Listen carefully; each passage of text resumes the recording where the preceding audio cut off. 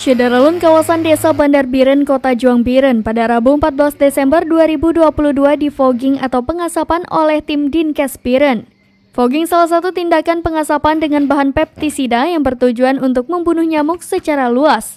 Kegiatan ini dilakukan dalam rangka memperingati Hari Juang Kartika. Warga juga dihimbau untuk membersihkan lingkungan rumah, saluran dan lainnya untuk mencegah DBD.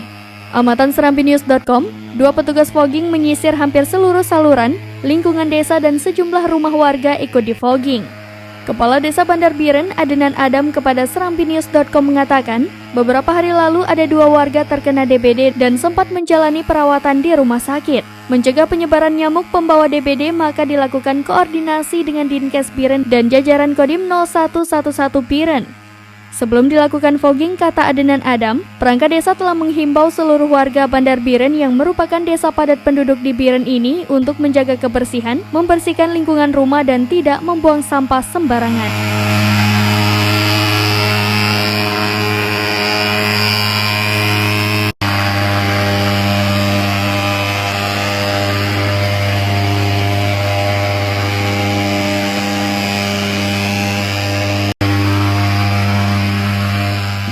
Dari Biren, Yusmadin Idris, serambinews.com.